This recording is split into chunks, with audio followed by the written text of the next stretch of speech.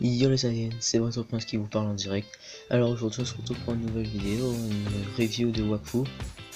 Et ensuite on passera à la review de Dragon Ball Super. Alors on va commencer tout de suite. Alors, je voulais vous dire déjà l'épisode qu'on va s'intéresser. L'épisode à laquelle on va s'intéresser c'est le 13 je crois. Oui, c'est l'Hyper Zap. Alors dans cet épisode on peut voir Oropo ou oui, appelez-le Oropo, c'est plus simple. On peut voir Oropo qui construit l'Hyperzap. Pour ceux qui savent pas ce que c'est l'Hyperzap, c'est un portail qui permet d'aller n'importe où. Et comme Oropo, on sait qu'il a l'Eliacube et qu'il a fusionné avec Yogo, et ben il est assez puissant pour faire un Hyperzap pour aller dans le monde des dieux. Alors comme pour ceux qui regardent Wakfu, vous devez savoir que son but est de faire un monde meilleur. Mais dans cet épisode, il se trouve qu'on voit qu'il a trahi tout le monde. Il disait à tout le monde qu'il y aurait un monde meilleur, mais tout le monde sait que c'est faux maintenant, vu que il a pris les Sidofus Eliatrope plus Eliacube pour en faire une bombe afin de détruire les dieux. Et, pas à ce moment-là précis, mais après on voit Yogo enfermé dans une autre dimension, je crois, ou dans l'esprit de Oropo. Et on le voit, il arrive à se libérer. Enfin, il arrive à combattre l'emprise de Oropo. Et même quand il sort de l'esprit d'Oropo, Oropo est toujours aussi puissant. Pour ça, je trouvais que c'était un peu bizarre. Et même que ça, on voit que Triste Pain veut se battre. Ça, c'est normal. Hein. Tout le monde sait que Triste Pain doit se battre. Comme Gultar d'ailleurs. Mais Gultar est un peu plus intelligent, comme c'est tous. Alors aussi, on voit Gultar qui doit libérer les autres. Mais il hésite à libérer Adama. C'est là qu'il propose de discuter après l'avoir libéré. Et par discuter, il entend se battre. Et c'est là qu'Adama lui répond « J'avais bien compris ». Donc en gros, Adama il s'attend à combattre. Et après, non, bon bah on va s'arrêter là pour cet épisode, hein, je suis désolé. Alors, on passe à l'épisode 14. Alors dans l'épisode 14, on peut voir... Bon, enfin non, on va pas dire, je vais pas dire on peut voir à chaque fois, c'est un peu nul. Bon, je vais faire comme je peux, je dois me rappeler en fait parce que là... Ah oui, on peut voir qu'il veut aller dans l'Inglorium, c'est la dimension où il y a les dieux. C'est pas une dimension, c'est un monde, je crois. Bref, c'est là où il y a les dieux. C'est là que on voit le... Non, ah, ça m'énerve d'oublier à chaque fois. Désolé. Ah oui, on voit Adama qui essaie de se battre, qui se bat aux côtés d'Hugo, même s'il a un peu de mal. C'est là qu'on voit les ailes d'Adama est repoussées finalement, parce que dans tous les épisodes on l'avait pas vu avec ses ailes. Et là Triste Pain il trouve que c'est super cool, il demande à Ruby de faire pareil. Et ce que j'ai trouvé bizarre c'est qu'il pouvait faire pareil. Enfin des ailes de dragon sur un Yop c'est un peu bizarre non? Enfin après j'ai trouvé que c'était assez stylé et je me suis dit ah ouais Ruby peut faire tout ça quoi. Mais comment Ruby voulait dire tout, je pensais que voilà, c'était un peu limité. Mais non, c'est pas limité. Après à la fin on voit que Echo a un plan pour contrer Oropo. Elle envoie des plumes partout et ça les téléporte dans l'Inglorium, la dimension où il y a les dieux. Et là, c'est là que Echo révèle son plan. Elle dit que si Oropo envoie la bombe dans l'autre monde, dans l'Inglorium, et ben en fait ça va détruire tout le monde. C'est-à-dire les anciens dieux et les dieux qu'il voulait remplacer. Donc ça a contré son plan et j'avais pas du tout pensé à ça. Moi qui suis très stratégique dans Wakfu, je peux vous dire que je m'attendais pas du tout à ça. D'ailleurs pour ceux qui veulent un jeu stratégique sur Wakfu, je vous conseille de télécharger Cross Maga. C'est un jeu avec des cartes de Wakfu en fait, vous verrez. Bref, attendez, je dois finir quelque chose. Ah oui, et elle dit aussi que si elle laisse la bombe ici, ça les détruira eux. En gros, ça changera pas beaucoup. Et c'est là qu'on voit la planète Terre, entre guillemets, se détruire. Parce qu'on ne sait pas vraiment si ça s'appelle la planète Terre.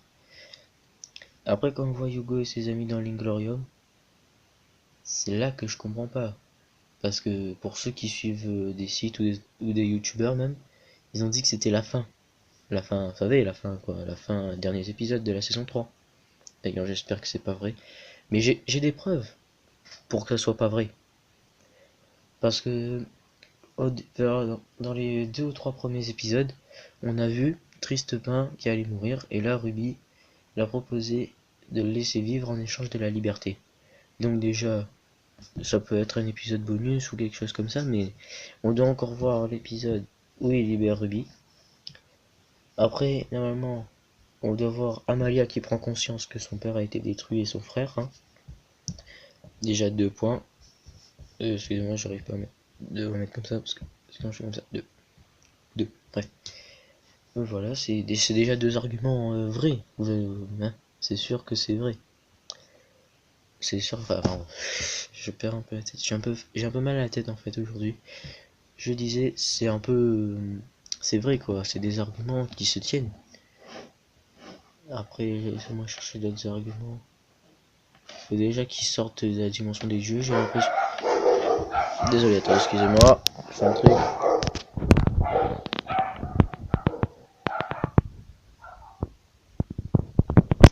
Bref, je dis. Bon, désolé pour le bruit derrière, mes chiens arrêtent pas d'aboyer, je sais pas pourquoi.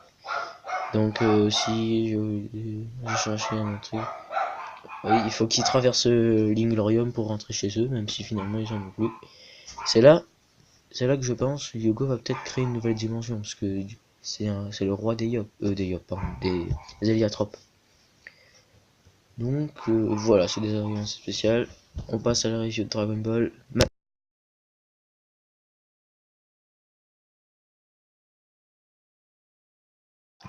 Alors, pour la review de Dragon Ball, il y a encore mes chiens qui aboient, je suis désolé. Alors, c'est là. Dans cet épisode, on voit Frost qui attaque Kame Sennin et qui en veut à Vegeta. Frost a failli se faire prendre par le Mafuba que Kame Sennin a utilisé. C'est dans cette tête, il s'est dit, voilà le moyen pour me venger de Vegeta, parce que Vegeta l'avait battu dans le tournoi Beerus contre Champa. Vous vous rappelez, il avait mis la misère, la honte, parce qu'en un seul coup de poing, il a fait dégager Vegeta. Donc voilà, c'est un peu nul. Désolé, ça c'est, voilà, quelqu'un qui a crié. Il y a quelqu'un chez moi en fait. Et ils font la fête. Et j'ai fermé ma porte en fait. Bon bref, voilà. Après, c'est là qui fait exprès que c'est là que Magneta intervient. Enfin, Magneta, vous savez, le gros robot quoi. C'est là qu'il intervient. Et c'est là que Frost fait exprès de parler fort et dire aucune attaque ordinaire ne peut battre Magneta. Il fait exprès de le dire fort parce que c'est une tactique au moins Kame Sennin ou Tortugina comme vous voulez réutilise le Mafuba.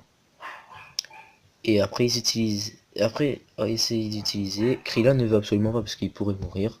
C'est là enfin Kame Sennin dit qu'il voudrait bien quitter ce corps de vieillard, ça le dérangerait pas. Ça veut dire que en vrai il est pas vraiment comme ça alors. Enfin bref, je passerai là-dessus pendant une autre vidéo. Alors je disais aussi, bon, j'étais à où? Oh oui, on voit que Vegeta en Super Saiyan se débrouille quand même bien. Et après, on voit Frost qui contre le Mafuba de Kame Sennin qui tente d'utiliser sur Magneta, mais il le contre. C'est là que Beerus, enfin tous ceux qui sont sur le banc de l'univers 7 sont étonnés. Et ils se disent que c'est le contre Mafuba. C'est un peu vrai, mais c'est pas comme ça, c'est pas une technique, c'est juste un contre. C'est là qu'il emprisonne Vegeta dans la bouteille. Et qui fait sa fête à Kame Sennin, dans la bouteille, le petit pot, vous savez, pour les démons.